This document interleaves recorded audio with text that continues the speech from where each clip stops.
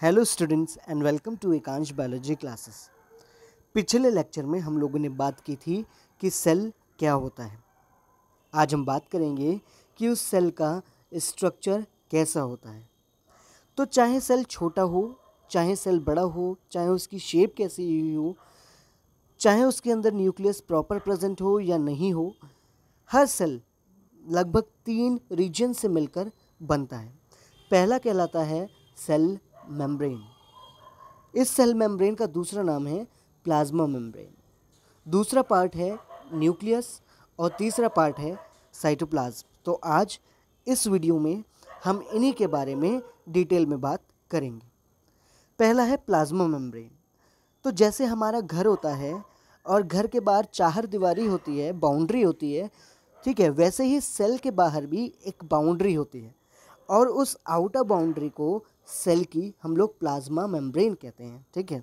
और ये plasma membrane plants में भी होती है, एनिमल्स में भी होती है और माइक्रो ऑर्गेनिजम्स में भी होती है। इस प्लाज्मा मेम्ब्रेन का दूसरा नाम है सेल मेम्ब्रेन या फिर ऑल्टरनेटिवली सेल मेम्ब्रेन का दूसरा नाम है प्लाज्मा मेम्ब्रेन, ठीक है। तो इस प्लाज्मा मेम्ब्रेन का स्ट्रक्चर कैसा होता है? एक्चुअल में ये प्लाज्मा मेम्ब्रेन एक लिविंग मेम्ब्रेन है, मतलब जिंदा है, ठीक है। और बहुत ही थिन मेम्ब्रेन होती है, बहुत ही सॉफ्ट मेम्ब्रेन होती है, इलास्टिक होती है और सेलेक्टिवली परमिएबल है, ठीक है। सेलेक्टिव परमिएबल मतलब क्या है कि कुछ ही मॉलिक्यूल्स को सेल के अंदर आने देती है और कुछ ही मॉलिक्यूल्स को सेल से बाहर जाने देती है, ठीक है। इसकी जो थिकनेस है वो लगभग 7 nm या 70 एंगस्ट्रॉम है और ये डबल लेयर्ड मेम्ब्रेन है। जैसे रेल की पटरियाँ होती हैं ना, आपस में पैरेलल रन करती हैं, डबल होती हैं, बिल्कुल वैसे ही ये प्लाज्मा मेम्ब्रेन भी डबल लेयर्ड मेम्ब्रेन है और इसमें लगभग 75% फोस्फोलिपिड्स होते हैं, ठीक है। और उसके साथ साथ प्रोटीन्स, कोलेस्ट्रॉल और पॉलीसेकेराइड्स भी होते हैं। एक्चुअल में प्लाज्मा मेम्ब्रेन का स्ट्रक्चर डिस्क्राइब करने के लिए 1972 में सिंगर और निकोलसन ने एक मॉडल दिया था और इस मॉडल को हम लोग कहते हैं फ्लूइड मोज़ेक मॉडल। फ्लूइड मतलब कोई भी तरल, ठीक है, और मोज़ेक मतलब मोज़ेक विजन होती है ना, जैसे कॉकरोचेस वगैरह में होती है, डॉट डॉट डॉट डॉट, ठीक है, बिल्कुल वैसे ही। तो क्या कहता है ये कहता है कि प्लाज्मा मेम्ब्रेन जो है वो बाई लेयर है। बाई लेयर मतलब 2 लेयर्स हैं, देखिए, एक ये ऊपर वाली लेयर और ये नीचे वाली लेयर, ठीक है। और किसकी बनी हुई है? फोस्फोलिपिड्स की। देखिए, फोस्फोलिपिड्स की 2 लेयर हैं, एक ऊपर और एक नीचे, ठीक है। और इसमें 2 तरीके के प्रोटीन मॉलिक्यूल्स होते हैं, एक तो ये जो अंदर की साइड है और एक ये जो ऊपर की साइड है, ठीक है। तो क्या कहा एक बार और कि 1972 में सिंगर और निकोलसन ने एक मॉडल दिया प्लाज्मा मेम्ब्रेन के स्ट्रक्चर को डिस्क्राइब करने के लिए और इसको हम लोग कहते हैं फ्लूइड मोज़ेक मॉडल, ठीक है। ये स्टेट करता है कि प्लाज्मा मेम्ब्रेन जो है वो डबल लेयर्ड मेम्ब्रेन है जो कि फोस्फोलिपिड से मिलकर बनी हुई है और इस फोस्फोलिपिड में 2 तरीके के प्रोटीन मॉलिक्यूल्स होते हैं, ठीक है। अब बात आती है कि इस प्लाज्मा मेम्ब्रेन के फंक्शन क्या हैं। अभी मैंने बताया था कि प्लाज्मा मेम्ब्रेन जो है वो सेलेक्टिवली परमिएबल मेम्ब्रेन है। इसका मतलब ये कुछ सब्सटेंसेस को सेल के अंदर आने देती है और कुछ सब्सटेंसेस को सेल के बाहर जाने देती है। कौन से सब्सटेंसेस को अंदर आने देगी? ठीक है, जैसे आपका ऑक्सीजन हो गया, ग्लूकोज हो गया, ठीक है, जो सेल को चाहिए। और जैसे वेस्ट प्रोडक्ट है कार्बन डाइऑक्साइड, ठीक है, उसको ये क्या करेगी? बाहर छोड़ देगी। तो क्या कहना है? It permits the entry and exit of some materials in the cells, okay. अब इस प्लाज्मा मेम्ब्रेन के अलावा एक दूसरा स्ट्रक्चर होता है जिसको हम कहते हैं सेल वॉल। एक चीज़ ध्यान रखिएगा कि प्लाज्मा मेम्ब्रेन जो है वो animal cell, plant cell, bacterial cell सब में पाई जाती है, लेकिन सेल वॉल सिर्फ और सिर्फ प्लांट सेल में पाई जाती है, ठीक है। एनिमल सेल्स में ये एब्सेंट होती है। ध्यान रखिएगा क्या कि सेल वॉल एनिमल सेल्स में एब्सेंट होती है, प्लांट सेल्स में ये प्रेजेंट होती है। तो प्लांट सेल्स में एक एडिशनल लेयर होती है प्लाज्मा मेम्ब्रेन के बाहर और इसको हम कहते हैं सेल वॉल, ठीक है। सेल वॉल क्या है? हमने पढ़ा था कि प्लाज्मा मेम्ब्रेन लिविंग है, लेकिन सेल वॉल जो है वो नॉन लिविंग है और ये फ्रीली परमिएबल है, जबकि प्लाज्मा मेम्ब्रेन जो है वो आपकी सेमी परमिएबल है। और ये किससे मिलकर बनी हुई है? ये सेल्यूलोज से मिलकर बनी हुई है, ठीक है। और ये सेल्यूलोसिक फाइबर्स क्या कहलाते हैं? माइक्रोफिब्रिल्स कहलाते हैं। और ये माइक्रोफिब्रिल्स जो हैं वो आपस में पेक्टिन और हेमिसेल्यूलोज से जुड़े रहते हैं, ठीक है। इस सेल वॉल का फंक्शन क्या है? एक्चुअल में ये सेल वॉल कि सेल का शेप कैसा होगा ये डिटरमाइन करती है सबसे पहला।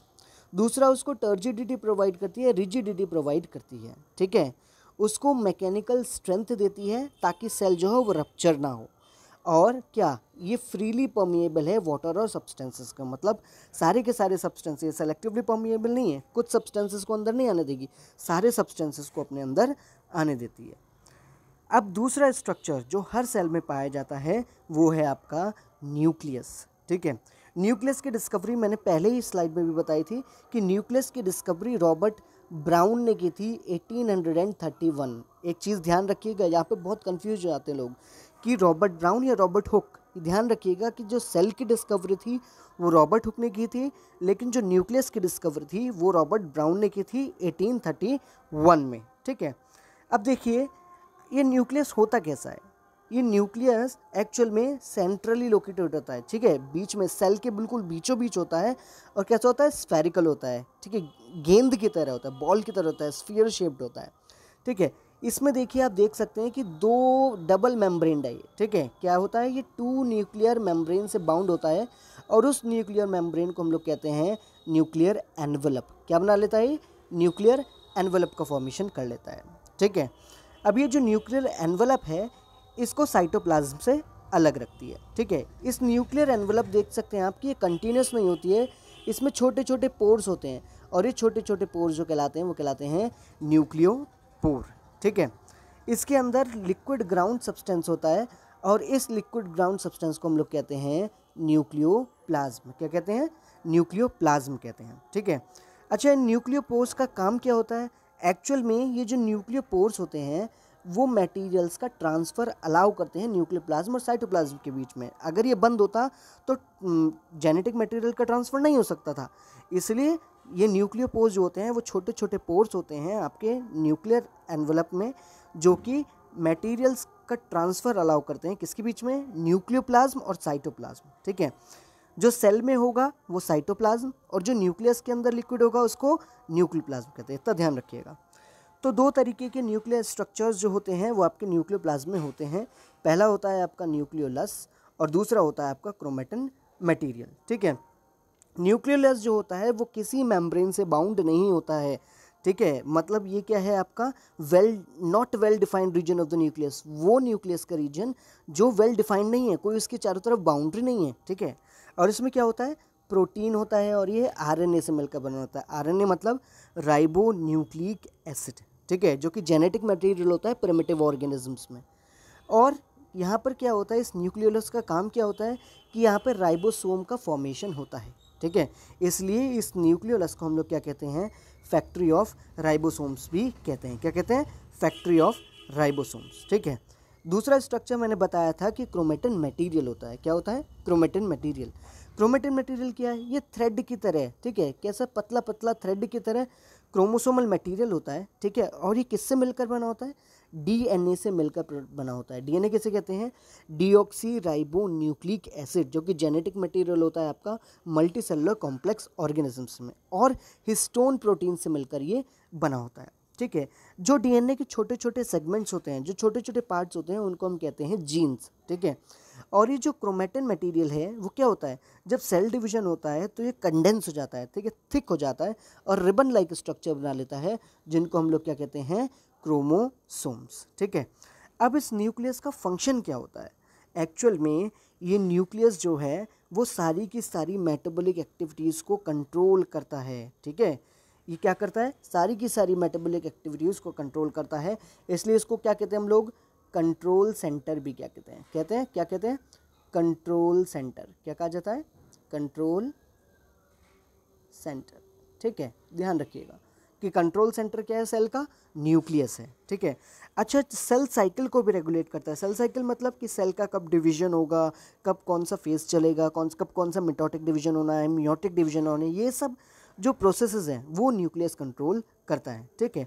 और जो पेरेंट्स के जो कैरेक्टर्स हैं वो बच्चों में कैसे ट्रांसफ़र होंगे, ठीक है, इसका भी ये ध्यान रखता है। इसका मतलब न्यूक्लियस जो है वो हेरिडिटरी ट्रेट्स, मतलब जो पेरेंट्स से बच्चों में कैरेक्टर्स जाने हैं उसको भी ये ट्रांसफ़र करने में मदद करता है, ठीक है।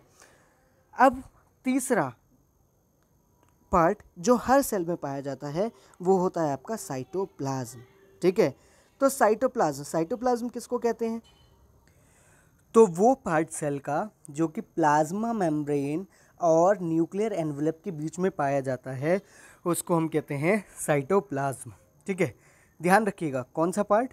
जो प्लाज्मा मेम्ब्रेन और न्यूक्लियर एनवलप के बीच पाया जाता है उसको साइटोप्लाज्म कहा जाता है। ठीक है, साइटोप्लाज्म एक्चुअल में दो पार्ट में डिवाइडेड है। इनर ग्रेन्युलर मास, ठीक है, अंदर जो होता है वो ग्रेन्यूल्स होते हैं, दाने टाइप के स्ट्रक्चर होते हैं और इसको हम कहते हैं एंडोप्लाज्म। ठीक है, और बाहर जो होता है वो क्लियर ट्रांसपेरेंट ग्लासी लेयर होता है और इसको हम कहते हैं सेल कॉर्टेक्स या एक्टोप्लाज्म। ठीक है, तो ध्यान रखिएगा, एक्टो मतलब बाहर, तो एक्टोप्लाज्म हो गया। एंडो मतलब अंदर, तो एंडोप्लाज्म मतलब अंदर वाला पार्ट हो गया। साइटोप्लाज्म में जो होता है कुछ ग्राउंड सब्सटेंस होता है और इसको हम कहते हैं साइटोसोल। ठीक है, और इसमें सारे के सारे सेल ऑर्गेनल्स होते हैं जिसके बारे में हम अगली क्लास में पढ़ेंगे। साइटोसोल क्या है? ये एक्चुअल में वो पार्ट है साइटोप्लाज्म का जो सॉल्यूबल है। ठीक है, और ये ग्राउंड सब्सटेंस बनाता है। साइटोसोल में लगभग 90% वाटर होता है और इसमें सारे के सारे बायो मॉलिक्यूल्स होते हैं जो कि लाइफ के लिए ज़रूरी हैं, जैसे आपके आयंस हो गए, सॉल्ट्स हो गए, शुगर्स हो गए, अमाइनो एसिड्स हो गए, न्यूक्लियोटाइड्स हो गए, विटामिन्स हो गए, डिजॉल्व गैसेस हो गए, प्रोटीन्स हो गए। ठीक है, और इस साइटोप्लाज्म के अंदर कुछ प्रोटीन फाइबर्स पाए जाते हैं, ठीक है, जो सेल को सपोर्ट करते हैं और इसको हम कहते हैं साइटोस्केलेटन। जैसे हमारी बॉडी में स्केलेटन होता है ना, वैसे ही सेल में भी कुछ प्रोटीन फाइबर्स होते हैं जो कि सेल को सपोर्ट करते हैं और इसको हम कहते हैं साइटोस्केलेटन। ठीक है, इस साइटोप्लाज्म का आखिरकार फंक्शन क्या है? एक्चुअल में ये जो साइटोसोल है वो स्टोरेज की तरह काम करता है, स्टोर करता है। क्या स्टोर करता है? अमाइनो एसिड को स्टोर करता है, ग्लूकोज को स्टोर करता है, विटामिन्स को स्टोर करता है, आयंस को स्टोर करता है। ठीक है, और क्या, जितने भी मेटाबॉलिक प्रोसेसेस होते हैं ज़्यादातर, ठीक है, वो ज़्यादातर कहाँ पर होते हैं? साइटोप्लाज्म में होते हैं। जैसे आपका ग्लाइकोलिसिस हो गया, ग्लाइकोलिसिस मतलब ग्लाइको मतलब ग्लूकोज और लाइसिस मतलब टूटना, तो ग्लूकोज का टूटना, क्यों टूटना? ताकि एनर्जी प्रोड्यूस हो सके, उसको ग्लाइकोलिसिस कहा जाता है। ठीक है, और फैटी एसिड्स का सिंथेसिस बनना, न्यूक्लियोटाइड्स का बनना, अमाइनो एसिड्स का बनना, ये सब कहाँ पर होता है? साइटोसोल में ही होता है। ठीक है, अब एक चीज़ ध्यान रखिएगा कि दो चीज़ें बहुत कॉमनली यूज़ की जाती हैं, एक होता है आपका साइटोप्लाज्म और दूसरा होता है आपका प्रोटोप्लाज्म।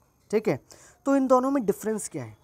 साइटोप्लाज्म क्या है? साइटोप्लाज्म जो है वो न्यूक्लियस को सराउंड करता है। जो मटेरियल आपका न्यूक्लियस को सराउंड करके रखेगा, न्यूक्लियस के बाहर न्यूक्लियर एनवलप के बाहर जो मटेरियल होगा उसको कहते हैं साइटोप्लाज्म। ठीक है, इस साइटोप्लाज्म में सारे के सारे ऑर्गेनल्स होते हैं, जैसे माइटोकॉन्ड्रिया हो गया, राइबोसोम्स हो गया, एंडोप्लाज्मिक रेटिकुलम हो गया। ठीक है, और भी बहुत सारे। साइटोसोल होता है जिसके बारे में भी पढ़ा, जो कि ग्राउंड सब्सटेंस है, एंजाइम्स, प्रोटीन्स। ठीक है, लेकिन प्रोटोप्लाज्म क्या है?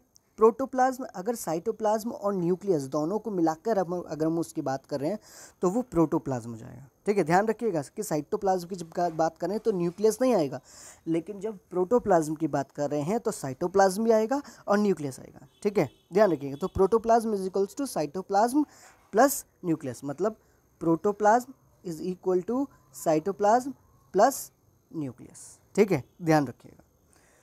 तो साइटोप्लाज्म किससे बना है? वाटर से बना है, सॉल्ट से बना है, प्रोटीन से बना है। लेकिन प्रोटोप्लाज्म किससे बना है?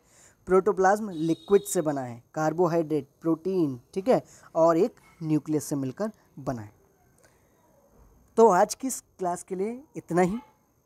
आगे इन सब स्ट्रक्चर्स के बारे में हम और डिटेल में बात करेंगे। अगर आपको ये वीडियो पसंद आया हो तो प्लीज़ लाइक करें, चैनल को सब्सक्राइब करें और इस वीडियो को शेयर करें। अगली बार नई वीडियो के साथ फिर मुलाकात होगी। Stay home, stay safe.